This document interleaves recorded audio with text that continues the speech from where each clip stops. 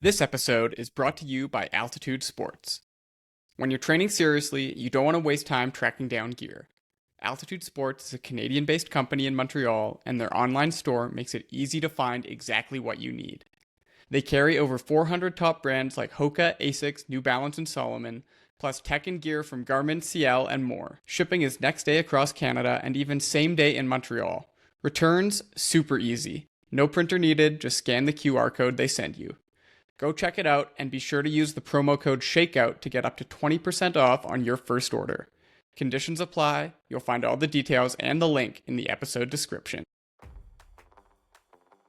Hello and welcome back to the Shakeout Podcast. I'm your host, John Gay. It's late summer, and that means many of our listeners are in the thick of things with training for the fall road race season. And while most are putting in heavy miles, speed sessions, and hot weekend long runs to prepare, many may be overlooking an equally critical element of any successful marathon build: dialing in their fueling strategy. In a world of hydrogels, gummy chews, bicarb soups, and high-carb mixes, it's become increasingly difficult to distinguish the difference between the nutrition section of your run specialty store and the novelty food aisle at your local grocery. With so many products on the market and so many competing theories surrounding fueling strategy, discerning the difference between proven science and clever marketing is a daunting task for any endurance athlete. Here to break it all down and help you better understand your body's fueling needs this training block is Rachel Hanna, sports dietitian, elite marathoner, and 5-time Canadian champion. Rachel joins us to share from her expansive personal and professional expertise, breaking down what is going on in our bodies while training and competing, and offering her own advice on how to use nutrition to get the most out of yourself on race day. We'll talk about fueling strategies you can employ in training sessions, maximizing recovery, and even hear from Rachel about her personal tips and tricks that have fueled some of her recent signature performances. If you're hungry to know more about how you can use food to reach your racing goals, then stay tuned because this episode is for you. Rachel, welcome to the Shakeout Podcast. So glad to have you with us today. Yeah, thanks for having me, John. It's great to be here. Yeah, I've been looking forward to this. I think on both a personal level and a professional one. You really tick all the boxes, both as a registered dietitian, but also as an elite marathoner who has been on a bit of a tear in 2025 so far. You were the second Canadian woman at Boston. A month before that, you repeated as the champion of Around the Bay 30K. So I know that you have a lot of personal experience with fueling for your own success on the roads and on the track. But before we dive into some of your own personal experience, which I know our listeners are going to be really keen to hear from, I want to take a moment to just ground our conversation in some of the science around what's going on when we're talking about fueling. And I think the first place that we want to start is if you could just explain to us what's going on when we're exerting ourselves in a long training run or in, let's say, a marathon race. How is our body using energy? Yeah, sure. So if you think about carbohydrates, that is the main fuel source for the body. And so carbohydrates, probably most people are familiar with like what foods have them, but they're, the sugars, starches, and fiber found in plant-based foods. So basically, fruits, vegetables, grains, milk products, beans and lentils, and basically just essential for the body. So they provide our main fuel source. And they also, so when we eat them, they're broken down to provide glucose, basically for the brain, muscle, and liver. So our bodies have basically a storage form of what's called like muscle and liver glycogen. So we can store a certain amount of carbs. It helps us so that, when you wake up in the morning, you're able to function because you have stored carbohydrates. But then when you start to exercise, like that form is limited. So if we look at, why the marathon is so unique is that it's a distance where like your body will run out of fuel stores by the end because there's only a certain amount. Liver, there's a certain amount of carbs we can store. Muscle, it tends to be a little bit higher. Our body's ability to use fat, we can talk about that too. That has a more of a capacity for it, but it's not as good as a fuel source. It's not as efficient. So carbohydrates really are key for this. And so the amount that we need depends on, I always talk about this in, sessions with clients, is time and intensity. Those are the two main things. So when we're working at, very high intensity, our body uses up more carbs because it prefers to use that as a fuel source. It's called carbohydrate oxidation. So basically, our body is more efficient at converting that for energy when we're working at a high intensity. So, you're doing interval training, you're doing any tempo runs, you're running up hills, you're racing, those types of things need higher carb amounts. Or duration. So again, back to kind of that marathon example, we start to run out after a certain amount, and that depends on the person and the time and intensity too. Okay, so when we're using those carbohydrates up, you say that our body has the capacity to store them, but I think many of our listeners, probably all of our listeners, if they've ever run for any distance at all, have probably experienced what we refer to often as that dreaded bonk, where suddenly they just hit a wall and their energy levels crash. Is that our body running out of those readily available carbohydrates? What's going on when we're bonking? Yeah, bonking, and like I always go over this like to look for signs and symptoms, because if someone comes to me and they want to prevent that, like making fuel strategy, doing that in training, we can talk about how we can use our gut and train that over time to actually digest and absorb carbs at a more efficient rate.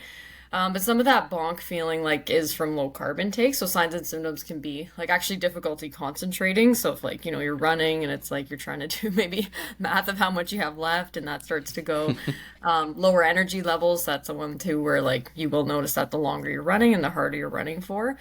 Decreased performance too, because again, it's affecting your energy. You're not able to run as fast. Some people describe headaches. I've been hearing that a little bit with talking with people this summer, just with the heat. So that could be hydration as well, but that can also be low carb intakes. That's something to look out for. One that doesn't seem like it would be low carb intake is actually nausea. So some people will get that when they race really hard, or some people get a bit of like, feeling like they need to vomit. So that can be part of it too. And then some people actually, one of the signs to constipation, so if someone's getting like not enough carbs in their diet or enough fiber, that can be part of it. And even like bad breath, actually, that can be a sign and symptom Wow. of low carb intake. So that's something to look out for if you're noticing that your breath has changed with how Okay. it smells. That is Yeah. a good tip to have. When we look at trying to prevent that bonk, I think many runners, they probably know intuitively that they need to be eating more in order to fuel their training. But I think many, and we're going to touch on this hopefully more, many struggle with actually getting the food down while maintaining that high intensity, whether it's trying to get the pre-race meal right or the pre-workout meal right, or eating enough after the day if they're feeling lethargic or, like you mentioned, kind of nauseous from a session. So not all foods are created equal for the runner looking to train hard.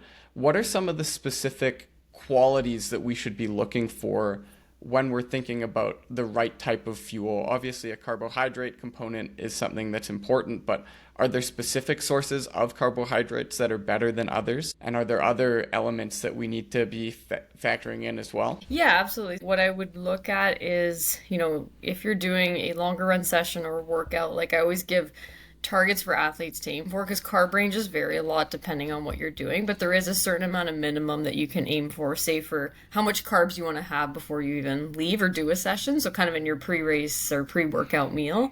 In that range, like the carbohydrate range is anywhere it's 1 to 4 grams per kilogram of body weight. So that's a huge range, and that depends on again how long you're running for, what time of day you're doing. But say to break that down for a morning run or workout, if you aim for at least 1, usually up to 2, like grams per kilogram. So say someone's 70 kilograms are trying to get 70 grams of carbs before they head out as a minimum. If you go higher than that's great if you can tolerate it. But I always use that as a starting point, because if someone comes to me and they're describing, I'm just not feeling good in my workouts, and I'll always look, okay, what are you eating immediately before? Does it sort of meet that criteria of getting a certain amount of carbs? Because basically what you're doing is you're raising blood sugar levels and you're allowing your body to use what you just ate to convert over to glucose, rather than like starting out the session using your glycogen, which is not ideal because you're going to run out sooner. So that's the kind of idea of the pre-workout meal, is that you're raising that, you're kind of saving those stores for later. It also just helps with like energy too. But what you're eating too, with your question there, really like you want to aim for ideally like lower fiber, because fiber slows down digestion. So fiber is great to have outside of, running and workouts, but you don't want to have it immediately before, because it's just going to slow things down. Things are going to sit in your stomach longer, and that can lead to GI issues. So I'd avoid like really high fiber cereals and stuff like that. Usually oatmeal's okay in like smaller amounts. Most people can have that, but even doing like lower fiber bread, sourdough bread, I usually do just regular bagels that don't have a lot of fiber in them. Stuff like that I find tolerated. Usually toast, things like that are pretty good for pre-workouts. You're trying to do basically like a complex carb if you have like 90 minutes to 2 hours. If you have less time than that, just using simple carbs like fruit can be good, bananas, dried fruit, stuff like that. And then you can use sweeteners too, like honey and maple syrup tend to go well with those things too. But if someone's asking me, what's the ideal thing, I would combine like the complex and a simple carb together and give yourself at least 90 minutes, 2 hours before. That's kind of ideal for like pre-workout fueling, just to have a bit more sustained energy during the session. And so those complex carbs versus simple carbohydrates, are those being burned at different rates? Do we need a combination of the two so that we can kickstart the fueling, but then also have something that's going to carry us through in those longer sessions? Is that part of what's going on there? Yeah, I think like for like longer sessions, like that's ideal. If you're going and doing like a shorter workout and you don't have time to eat in the morning, like using simple carbs is perfectly fine. Especially if someone's doing it very early, like say you have to start by 6 a.m. It's really not practical to get up and, have 2 hours before to digest. So that's where you could just use simple carbs or even just use sports products in your morning session. So use, a sports drink that's mostly, glucose, fructose, like combination of those simple carbs to provide energy because you're going to use that immediately for fuel. And then more on the longer sessions, that's where if you have more time to digest, like you're going to probably feel a better sustained energy over that period and just not as hungry by the end too if you have something that just breaks down a bit more slowly.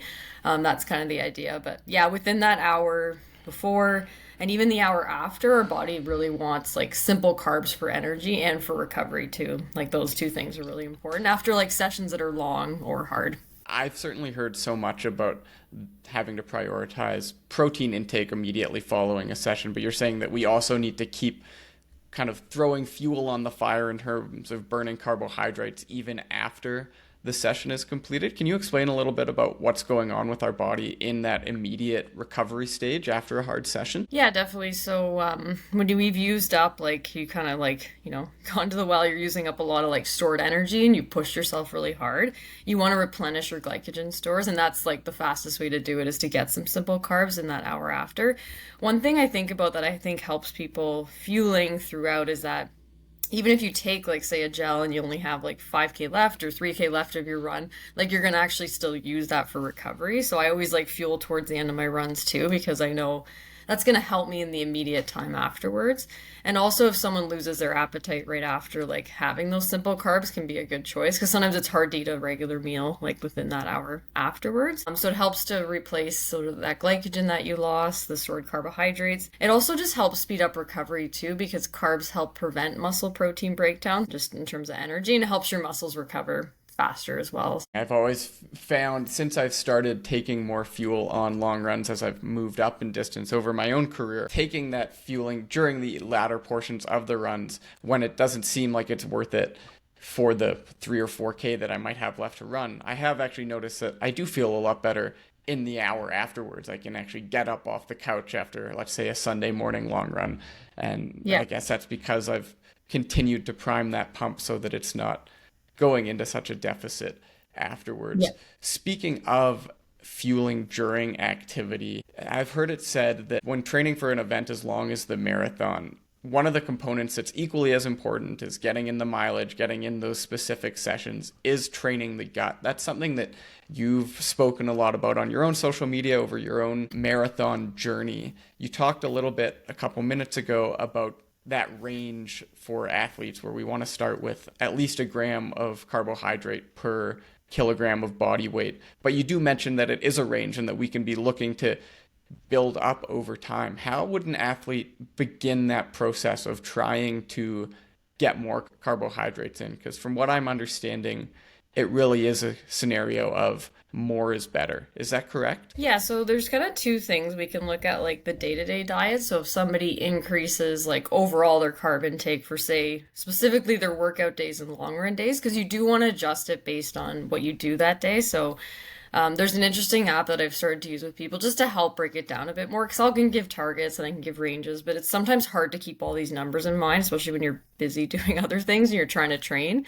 because I'll give ranges based on the training minutes, the intensity, but this new app I've been using called Hexus, it actually builds in. I'm just using it with a couple people to try it out, but I have been getting good feedback because it basically takes your workouts and it gives you carb ranges. So it kind of tells you overall, here's today's goals based on like how you trained.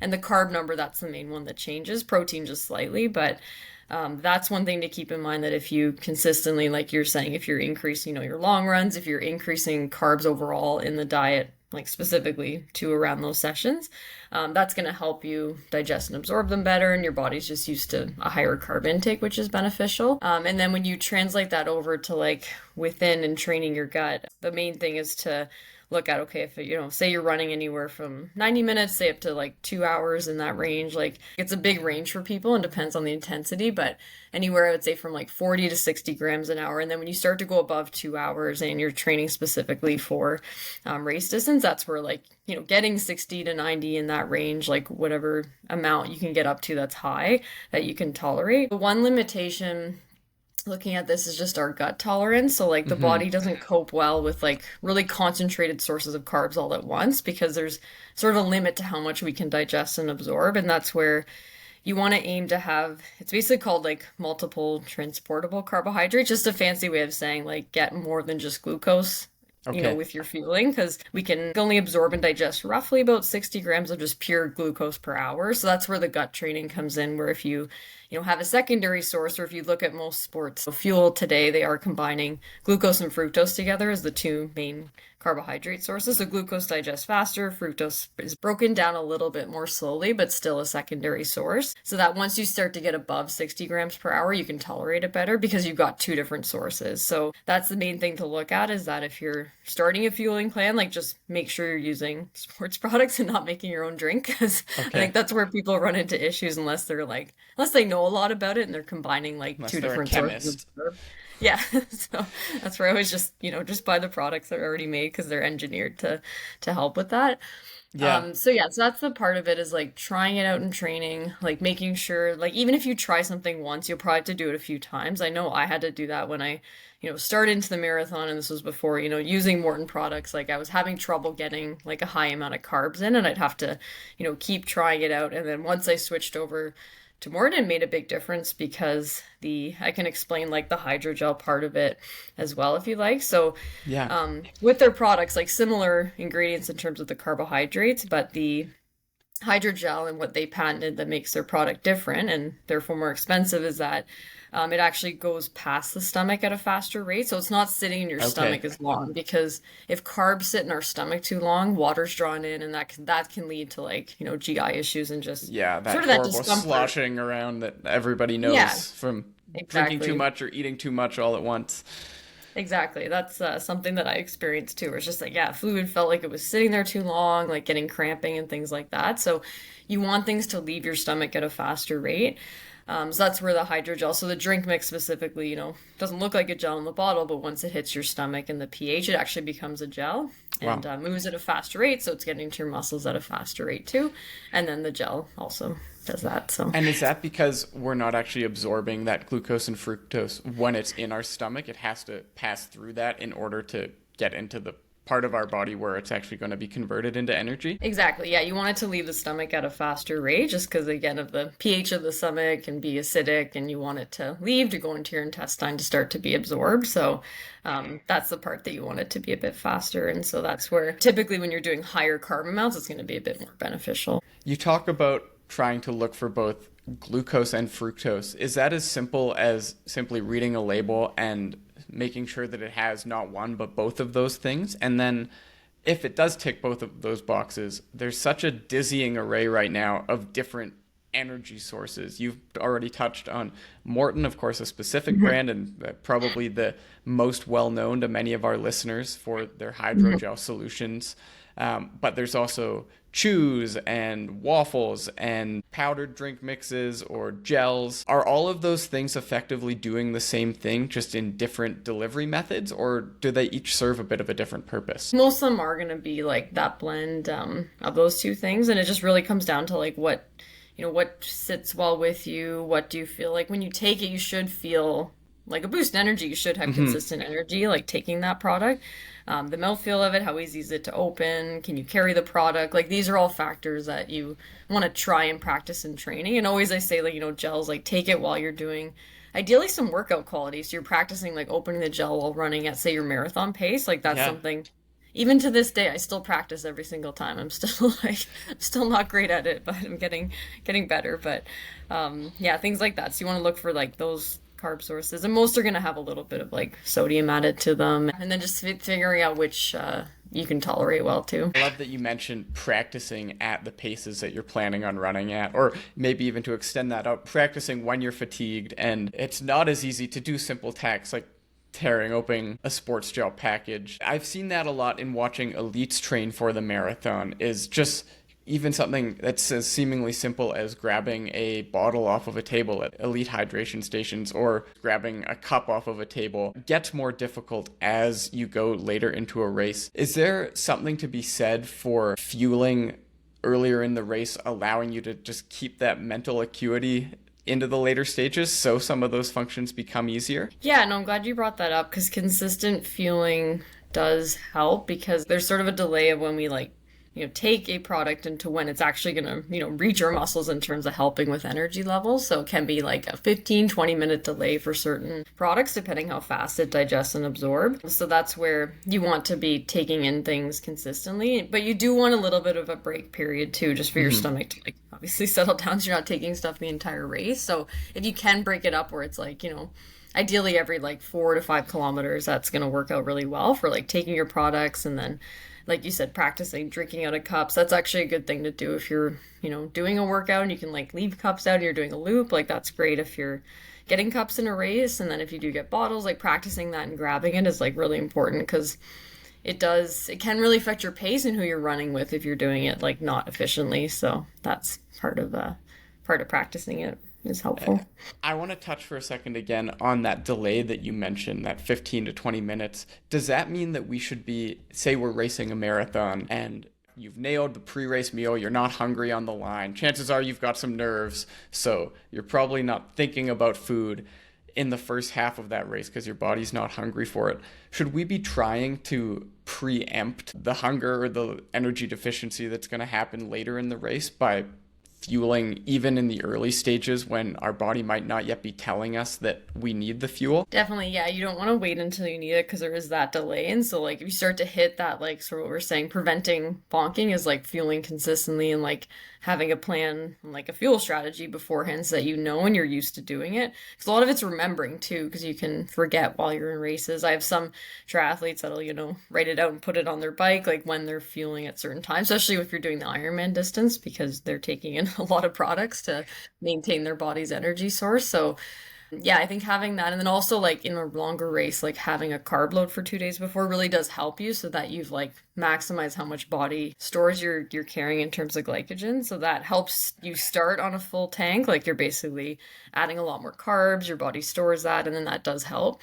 And then topping up in the day, I usually use like the pre-race meal. It's more as a top up because you don't want to eat too much before and feel tired. So I think just like as long as you've, carb loaded in those 2 days before, have something that you're used to eating the morning of. And then most people, like if they sip on a sports drink or take a gel 15 or 20 minutes before, that's also a really good strategy because, again, you're getting a little bit more carbs and you can kind of factor that almost into your first hour of the race too, which does help. I love that you bring up carbo loading because that's something that I wanted to touch on. Everyone, whether they're a runner or not, when they think of the marathon, it's become ubiquitous with the idea of this big pasta dinner the night before, of the kind of quintessential carbo load. And you're saying that there is actually some science to back up that theory. It's not just a justification to go and pig out the night before a race. We always hear about the big pasta dinner. That's kind of the cliche example. What does a carbo load look like from a scientific point of view? And are there better foods or certain foods that you would recommend? You mentioned a kind of 48-hour window before the race. What does that look like? How do you top up those glycogen levels in the days leading into a race? Yeah, no, the 2 days before like should be enough. Plus, like you've tapered your training that week, and so that also helps. But yeah, the research shows like 2 days is fine. You don't have to do it for like an entire week because it also, kind of makes you feel a bit heavy because when we eat more carbs, like we gain a bit of extra water weight. So you want to prevent, too much extra weight gain before you're about to race, but you do obviously need it for energy levels. One thing that you can do that's helpful, and this is something that I'll, continuing to keep in mind before my long runs, is the day before. I'll usually do like a mini one where one day before I will have a much higher carb intake. So kind of take that day, easy running or rest day, and then if I'm doing my long run the next day. So this would be specifically for anything that's going to be 30K or above, and I'm doing workout quality. I try to have like practice what carbs I'm going to eat come race day and see how that sits and how I feel the next day. So I find that really helpful. So I try to get my athletes to do that as well, where they track, at least one day out, practice that in training. So again, you're kind of training your gut to tolerate higher amounts of carbs, like in the day-to-day diet, which can help you with energy levels for your training runs. And then it's no surprise come race day, because sometimes people, like maybe they're not consuming that much in their diet, and then all of a sudden they do this 2-day carb load and they just feel really tired and just like sluggish. It's helping you kind of twofold for that reason. And then you have a list of foods that like you can tolerate well, are easy to digest. So one thing to look out for, and this is where tracking apps can be useful, because you can look at, fiber and how much you're eating. So say you do some tracking, you just see what your day-to-day diet, like what's your average fiber. So say, for example, you consume, 30 or 40 grams of fiber in your average diet each day. As you get closer to the race, like in those 2 days before, you want to start to cut down. And then specifically the day before, like I would consume like almost less than 50%, maybe even lower than what your normal fiber is, because that's gonna like lower your chances of having to stop to go to the bathroom. So like trying to like, I wouldn't do any like, types of bran fiber the day before, and like no beans, even vegetables, like cut those out completely the day before. Yeah, I've heard of marathoners cutting out salads kind of the last couple of days leading in, not necessarily eating the rainbow anymore when you're focused on that targeted couple hours of high performance. Yeah, exactly. So that really helps, so that like you don't have to worry about that part of it. And then tracking, it's helpful because I've done that for past marathons where like I'll keep a record of like just roughly how much like fiber I've had and what foods did I eat. And then if I can try to replicate that as best I can, like then you're just helping yourself so that you're not going to have gut issues the next day. So you talk about the fiber rich foods that you want to cut out. Are there specific super carb rich foods that you found work really well, or that you recommend to athletes that you work with in those final days leading up to a race? Anything that is a bit of a silver bullet? Yeah, I find like I'm a big fan of, bagels. I'll do like pretzels, stuff like that. That's like easy because it's low fiber and just pure carbohydrates. So plus it gives a bit of sodium, because I find sometimes I get like just tired of the taste of sweet things. If I'm adding, a lot of jam and like maple syrup to stuff, like eventually you want something that doesn't taste as sweet. So yeah, a lot of breads. Usually I do a bit of oatmeal too in the morning. A lot of bananas I find pretty well tolerated too. And then rice, that's kind of a main one that I'll eat at meals at least, and especially like night before, if I can just get a white rice like that. To me is just very simple and easy to eat. You can see how much you can get from like solid foods and how full you feel. And you can also use like your sports drink to top up in the day before. That's also useful, because then you're just getting carbohydrates without any like fiber. So I'll usually add a sports drink in the day before. Like I'll have like usually the Morton 160 I'll drink, like, because it gives me another 40 grams of carbs without having to digest that much, because eventually you start to feel too full, and that's often a complaint I hear from athletes, is like, how do I carb load but not feel like extremely full from how much food I'm eating? And that's where those liquid calories can be really helpful. Just being able to passively sip on a bottle throughout the day. And that brings me to another point on the hydration side of things. Obviously, if you're racing in hot or humid conditions, you're going to be sweating at a higher rate, whether it's hot or humid or not. A long race like the marathon, you're going to lose some of that water content in your body. Is it recommended to be mixing your primary means of hydration with your primary means of fueling, or do we also need to be bringing in, let's say, just pure water that hasn't been mixed with a gel or with a sports drink powder? Or is it okay to have one in the same source? Yeah, like with overall fluid intake, like it is a range and it depends on like your sweat rate and how warm it is too. So the range, like if you wanted to figure out like how much fluid should I be drinking, you can do things where, weigh yourself before and after runs and just keep a record of that for like a few months even leading into the race just to know like what is that amount I need to drink to prevent like basically a 2 to 3% dehydration. Like you're gonna get a bit dehydrated, but you want to avoid like massive amounts. So it is a range though. Some people it's 400 mils an hour, it could be up to 750, like depending on your sweat rate. So it is a big range of like how much milliliters you need per hour. So yeah, making sure you're training with that and figuring out like roughly how much you can tolerate without again feeling too thirsty and just losing too much weight from it. And then yeah, the difference like so having carbs in the actual hydration. I think it's really great to do it that way if you can, but it just depends on the course logistics. And if if you're not getting bottles, it makes it a bit more tricky because you have to rely what's on the course. So it is probably going to be a mixture of water and then some type of electrolyte. So most races are going to use, Gatorade, Noon. Probably only Berlin uses Morton on course right now for the actual like sports drink.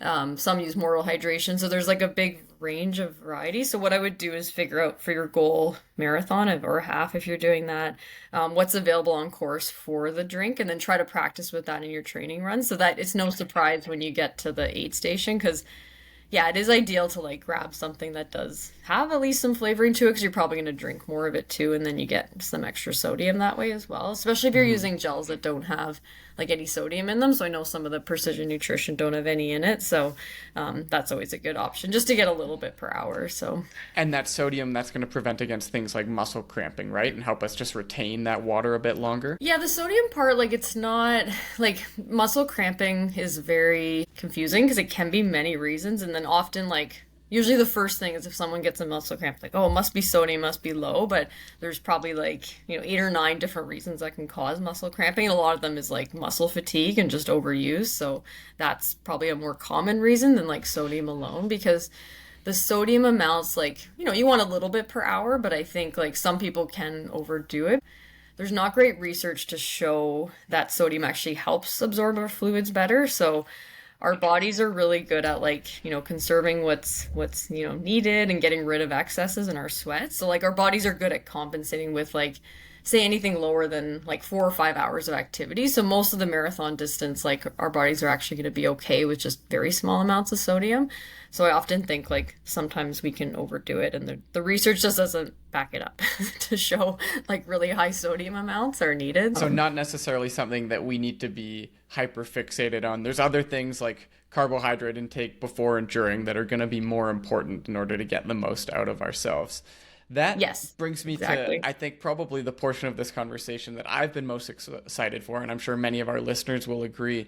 And without revealing too many of your trade secrets as an elite marathoner yourself, what are some of the strategies that you've used in your career in order to get the most out of yourself in races like the Boston Marathon this spring, for instance? You were the second Canadian, ran the fastest time that you've run in a decade. And so clearly what you're doing is working. Maybe take us through what the week of a race looks like for you as you prepare for a marathon, both in terms of fueling the training as you lead in, the carbo load, and then the actual day of and during the race fueling strategy. Yeah, definitely. I think that's a nice tie-in with the sodium discussion. So it's really rare. Like I never calculate, how much sodium am I getting per hour? Like I'm more focused. What is most important is like, okay, am I getting enough fluids? Am I getting enough carbohydrates? Like that's the main thing is how much carbs am I getting per hour? So that's the main thing that I focus it on. And it actually starts kind of like 8 to 12 weeks out. Like I start to think, okay, my goal race, like, because that's when the training runs are starting to get longer too. So I'm already starting to think, okay, how can I, train my stomach to digest, a much higher amount than maybe I've been taking and leading into that. So each race, and even, in this fall, I'm going to try to like bump that up a bit. So I have been trying to get, at least like 75 grams of carbs an hour, but I'm going to see if I can even go higher than that. I've started to like just increase in training runs too. So far I've been using the Morton 160 drink in my bottles and then gels, a combination of those. And then I use caffeine strategically too. So caffeine for endurance events, it can definitely help with performance as long as you tolerate it fine, you practice Okay. with it. The range for caffeine is like 3 to 5 milligrams per kilogram of body weight. So I usually take and I go on the higher end of that just because I'm an avid coffee drinker and I'm not sensitive to it at all. And So just to interject on the caffeine side of things, how many milligrams would, say, a standard cup of coffee have, just to kind of root it in something that a lot of our listeners will be able to maybe understand in their day to day? yeah, a coffee would have anywhere from say 70 probably to 100, 120 Okay. milligrams per like serving for most like standard coffee, depending how strong it's brewed. So yeah, if you're looking at like amounts, so say for me, I try to aim for about 300 milligrams total, like for the whole race. That includes whatever I take before. So I'll either do like a caffeinated like 100 milligram gel beforehand, and then I'll do like two throughout. This coming fall, I'm gonna try to use switch over to the I've started to do in training now the Morton Drink Mix 320 with caffeine, so it's already got caffeine in the drink mix. So to me, this is going to help because I won't have to take as many gels while I'm racing. So that's something new that I'm going to try. I just was liking the taste of the 160, but now that I'm using 320, yeah, I'm liking that better. And they actually have a new formula. It mixes a bit better now because they added some sodium bicarbonate to it, and so that helps too. The Yeah. new formula. So. Important to dial in that mouthfeel, right? Makes it easier to Yeah, continue sipping on it when the going gets tough. What does a exactly. typical pre-race meal look like? Let's say maybe the night before and then the morning of. Okay, so your last big proper meal and then what you're going to have the morning of, when I think for many people, myself included, the nerves are usually a little bit high and that's a bit of an impediment on total appetite. Yeah, no, it's definitely hard. And like, this is where you just want something that you're like, okay, this is what I do. This is part of my plan. Because, yeah, you can't go by appetite 'cause you're probably not going to be feeling hungry at all. And I even get that before some training runs, but I always make sure I have the same thing and I just stick to it whether I feel hungry or not because I know I'm going to thank myself as I'm running. So yeah, night before usually it'd be like a white rice dish with chicken. Like I normally like that if I can. And that's usually simple. Usually have bread with that or have like bagels throughout the day.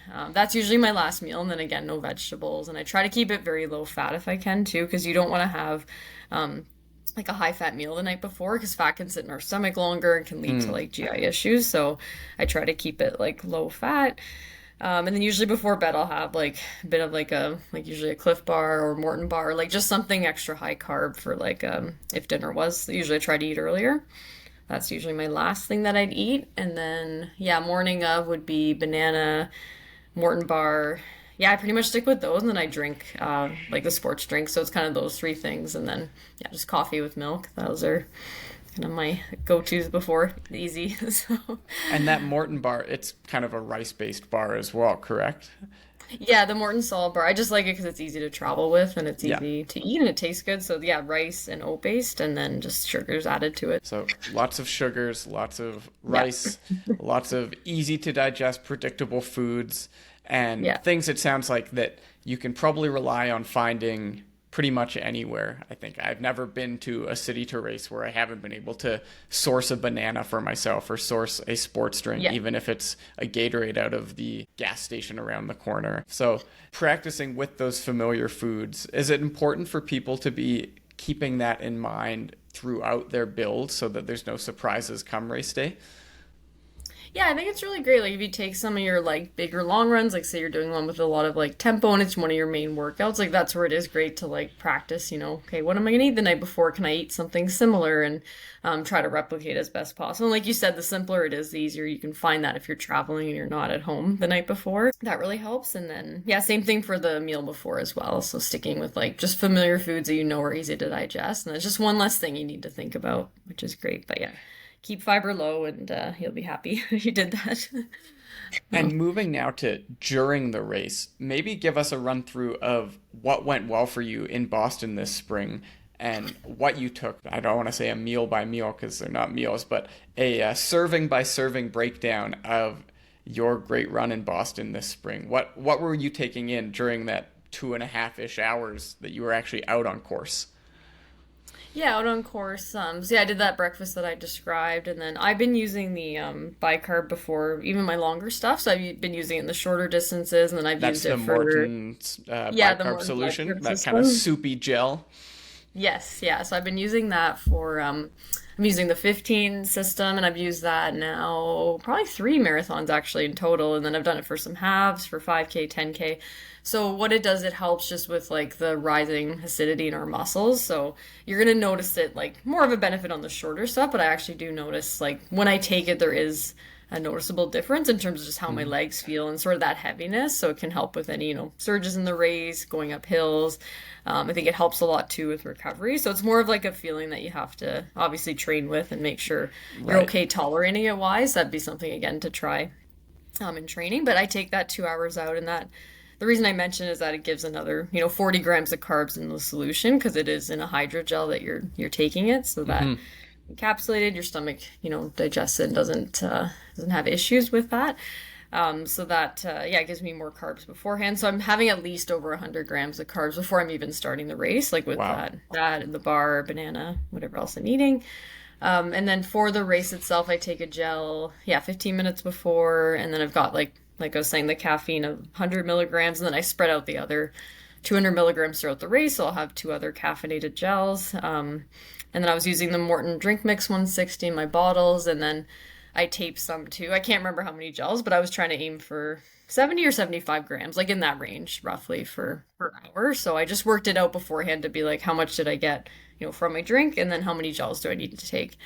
I did knock over one of my bottles, even though I thought I did a great job of like, I was really fast. I was picking up my bottles fast, didn't lose the pack I was running with. And then at 30K, again, fatigue and after the hill part. And then luckily they were handing them out on course though. So, and I always carry an extra gel with me now just for that reason, because sometimes you might miss, the aid station, or you might miss something. So yeah, carrying them is helpful. And are you taking those gels simultaneously with the drink mixes? Do you find that it's easier to get the gel down when you have something to wash it back with, like the bottle? I can take gels completely on their own, and I find it fine. I don't need to drink right away. So I take usually my time, like I'll take it like fairly slowly. Like I'm not taking it all at once. I like to Okay. like carry it and take it over like, say 500-600 meters, that type of distance, like roughly. And then, yeah, I'll just get my bottles and drink them when I do get them. So it just depends when I'm taking a gel. And sometimes I am taking both at once, just if I grab my bottle and that's the one that my gel was attached to. So sometimes I'm doing both at once. But And are there certain distance markers that you're kind of using as targets of, oh, when I hit 5K, I want to make sure that I'm taking a gel, or when I hit 20K, I want to make sure that I'm taking some sort of fuel. Is that all part of your race plan as you prep for the race? yeah, so what I've done is I've taken like I try to estimate like how much am I drinking, from each bottle. I usually like fill them a little bit higher just so that I'm not like having to tip it down to the very bottom because it's hard to get fluid out at that point. So I try to yeah, just estimate, how much per bottle, and then how much do I need to get like roughly that amount per hour, and then I just break it down into like every 5K. I'm trying to do it at that point as well. And then just starting early on too, I think is important. Like you mentioned, just doing it as consistently as you can throughout the race is like much better for your body to tolerate, rather than take like too much at once. Warding off that bunk before it ever creeps up on you. All the Yeah. strategies that you've given seem to make sure that you get as far into the race feeling as good as possible. Yeah, this race in particular, like I felt, because normally with Boston, the way the course is, like people are familiar with, the hills, and then you generally like when I ran it, and I've run it twice, so 2017, obviously different different shoes, so that's part of it. A lot more cushioning in the shoes now, which helps. But I mean, just remember my quads like just feeling so incredibly sore in the last later parts of the race. So again, my carb amount was a lot lower then, and like I finished this one. I didn't have any like muscle specific fatigue. It was more just general fatigue towards the end, like anything normal in a race. But in terms of energy levels, felt really consistent throughout, which was really great. Like that was a win to me because that's how I wanted to finish. Was like feeling not depleted from like a carb standpoint, more just like tired. That's you're pushing your body to the max there. Yeah. Absolutely. Speaking of tired, and we can finish on this point, I want to take a couple of moments to just spend some time. Let's say the race has gone well for our listeners, and they're already, as many marathoners are, they're already delusionally thinking about that next marathon. Recovery begins, like you mentioned already, pretty much as soon as you're done the race, if not even before you're done the race. What can they be looking to do to kickstart that recovery after a really big session, whether it be the goal race itself or let's say that goal training long run a few weeks out? What are some of the quick and effective tools that they can use to make sure that they're getting the most out of their recovery after a hard session? Yeah, definitely. I would figure out what food you can tolerate in that, like ideally eating within that hour after. Ideally, like even if you can within like 30, 45 minutes, that's great after big sessions like that. And then trying to get just like easy to digest carbs and some type of protein. The sort of ratio you're looking for recovery is like a 3-to-1 carb to protein ratio. So like more carbs compared to protein, but protein also. They're both just helpful at, repairing muscle and the damage that occurred during the exercise and then replenishing glycogen. So yeah, if you do a combination of that, some people like to use like more like smoothies or like high protein milk, stuff like that right after if you can't. I use that too if I can't eat right away. I find especially after races, I'll get one of those core power drinks that are like 25 or 30 grams of protein. So I'll drink that right away, have a bar or something like that, fruit, just something that's easy to digest. And then I'll eat like a regular meal, like, try to spread it out every hour if I can. But in that immediate hour after, like some people do well with more like liquid calories like that. It can be a lot easier to tolerate. Smoothies, things like that can also be good to have as well for that immediate recovery. Kickstart the post-race celebration with something that's going to be effective for your body so that you can keep the long runs going well into the future. Yeah. Rachel, thank you so much for taking time to share your knowledge with us. I know that you've got big plans coming up this fall with your own racing plans, and so we wish you the very best of luck, not only with pounding the mileage, but also the gut training that we've talked so much about. And I'm excited to get out there and start fueling my long runs as well and all of my other training. And I know that many of our listeners will be the same. Thank you so much for taking the time today to share with us. Yeah, thank you. I hope it helps. If you learn anything that you want to finish fueling sessions where, you're tired but not depleted. So there's a big difference. So if you nail the carbohydrate part of it, then you'll get better training sessions in and better recovery. So I love that distinction. With the fall races. You're not feeling completely depleted. Key takeaway, tired but not depleted. The type of tired that we want to be. Rachel, thanks so much for your time. Yeah, no problem. Thanks for having me. Thanks again to Rachel for sharing her expertise with us on this week's episode. Whether you're looking to optimize your nutrition to achieve your next big racing goal, or simply looking for some expert guidance to maximize your day-to-day, be sure to check out rachelhannahRD.com and at rachelhannahRD on Instagram.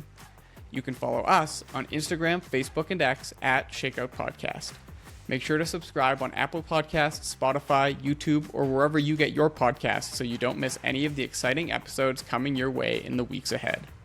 Don't forget to leave us a comment and a review so we can continue bringing you the very best from the wide world of running. I'm your host, John Gay, saying thanks for tuning in, and we'll see you again soon for your next Shakeout.